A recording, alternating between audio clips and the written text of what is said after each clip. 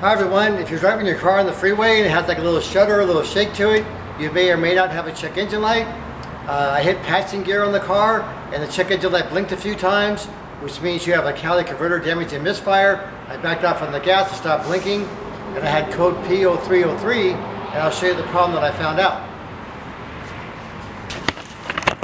The vehicle we're working on is a 2007. It's a Ford Focus SE model. It's a 2.0 liter engine. And in previous videos I showed you where I've taken this little spark tester and this goes right up inside the coil boot and then it jumps the spark here, and most coils should jump 30 kV. That's the distance there.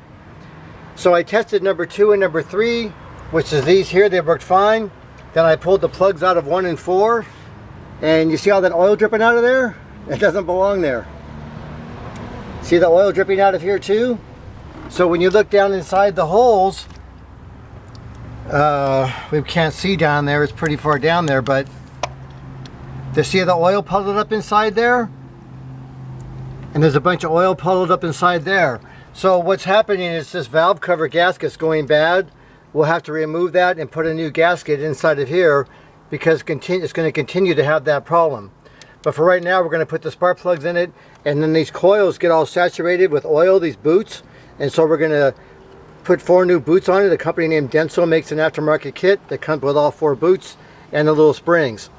So that'll get us back and going again. So just remember, when you have a problem like that, sometimes you're not going to find it with a scan tool because it said cylinder number 3, and of course there was cylinder number 1 and the last one number 4. So a little tip is you want to be don't pay so much attention to just what the scan tool says. Kind of go through what you have to go through, and then take all the coils off like that and physically look inside. Do that little spark test, tells you how many kV each coil puts out, because they usually will break down under load. So around town the car drove amazing. I took it out on the freeway and it drove really bad. Thank you very much. Have a great day.